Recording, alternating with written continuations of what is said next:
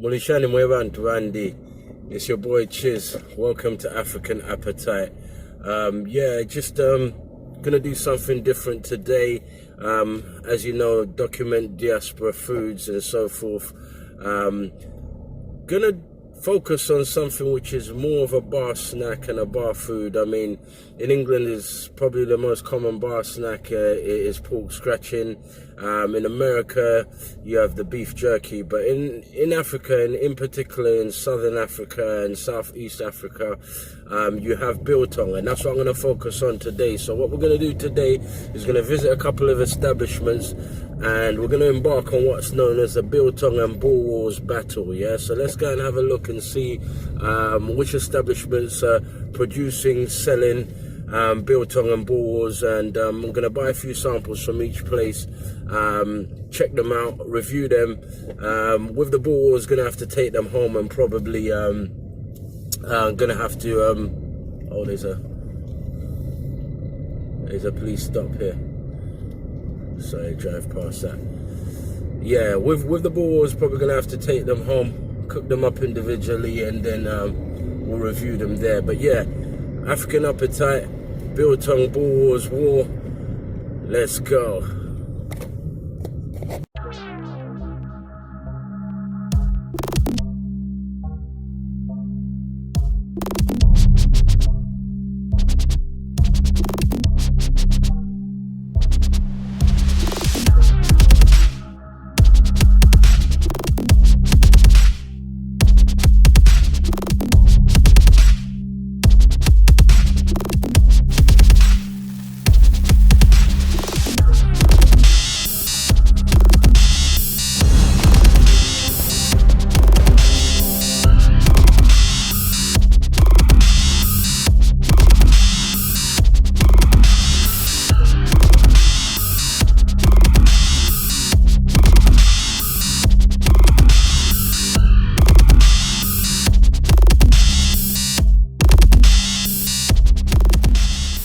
Yeah, so I was just interested in how so many people have got into biltong, because obviously, you know, in England, yeah, like when we when we have any drinks and that, we have pork scratchings and things like that. That's right. Yeah, and then in America it's the beef jerky.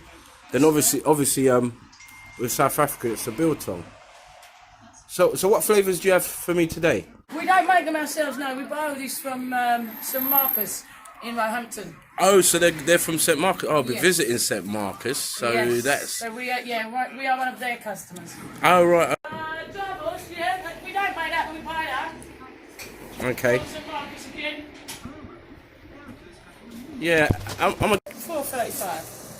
$4.35. Yeah, I'll take that and the pack here. Yeah. As well, yeah. Right, got my first batch of biltong, got some drivers as well.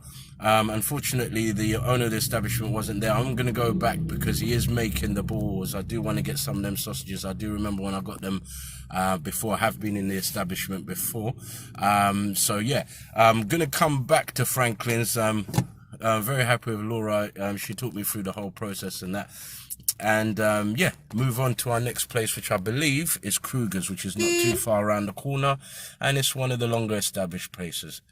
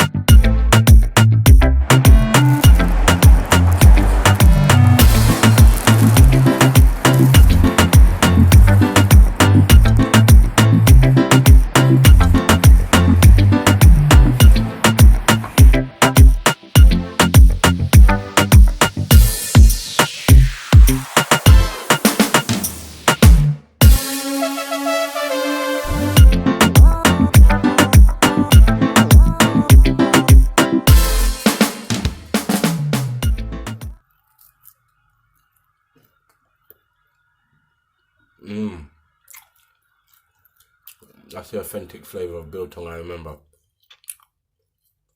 Look at that. It's been dry cured.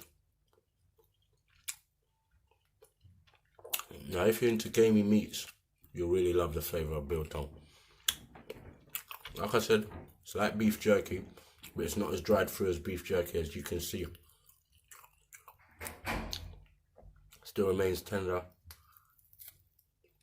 It does need a lot of chewing. For those people who don't really like chewing meats, this might not be your thing. But I tell you what, flavour wise, it's amazing. Yeah, there's nothing better to do than wash it down with one of these.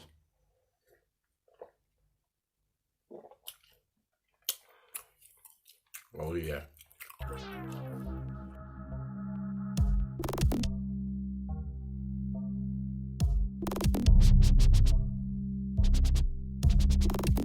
And this is one that was obviously in the packet, and the lady was very honest in actually saying that they source it from another biltong producer that we will be visiting. Hopefully we'll get to taste this one and see it in its fresher form, but that's the way it comes. And this one, surprisingly enough, does not actually look like your quintessential biltong. It is very pink in color, and it is more like a beef jerky sort of look. But anyway, let's have a taste, because the proof is in the taste.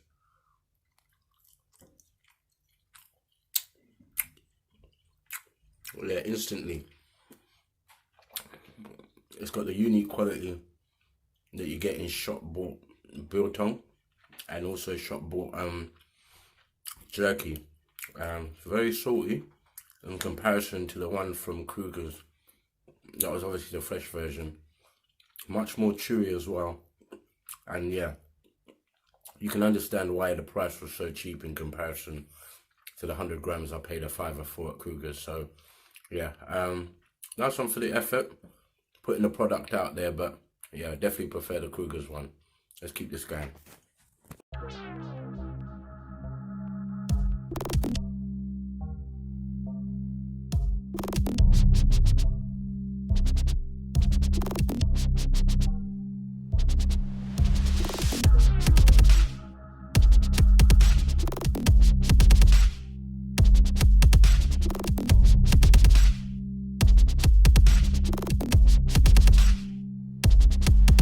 What are the flavors?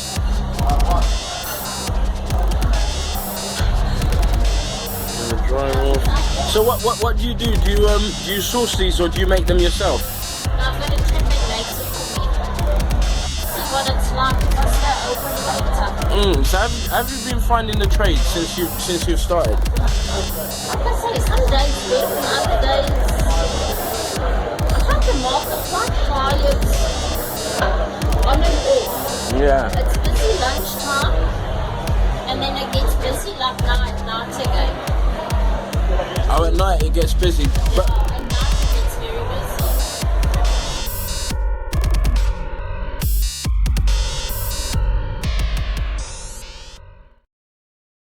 right here, got the Boerewors that I bought from Kruger's. I'm gonna cook them up.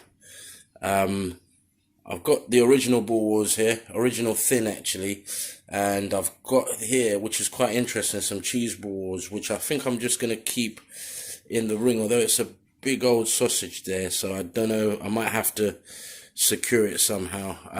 I've got some chopped onions there, tin tomatoes, and some chopped sweet peppers, sweet green peppers.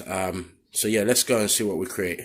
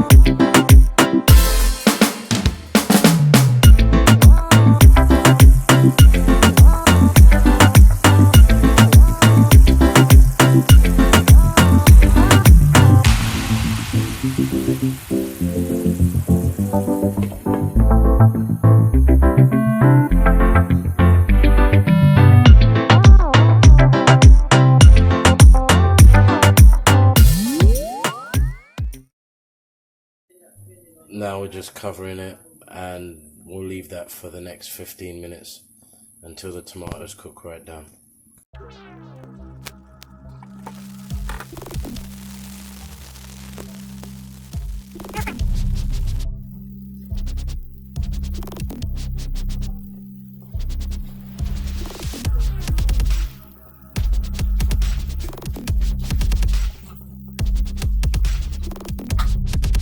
So that's my original Boerewors, cooked down in a rich tomato and onion based sauce or soup, depending on where you're from. As a child in Zambia, and still now, I always enjoy this served with the maize meal staple in shima and a side of greens. Give it a try.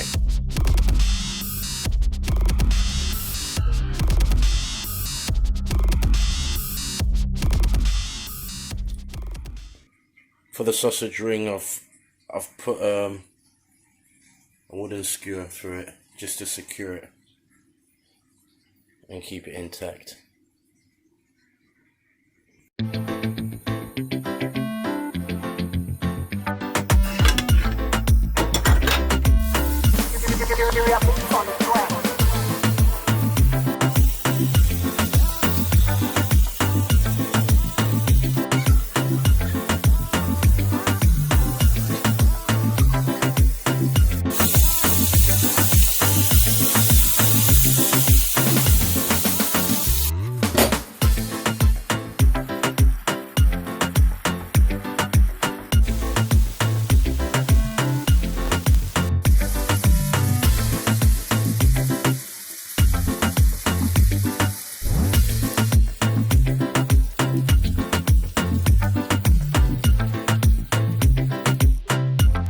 There you have it, char grilled Boerewors ring, and here I serve it with a leafy seasonal salad and sliced baguette. This will go perfect with a cold glass of beer, as with the same sausage sliced and garnished with caramelized onions and peppers. Also, as always, I hope this inspires you to go and seek out, try, and maybe even cook some lesser known dishes of the diaspora. So until next time, for now, stay home, stay safe, and always bless.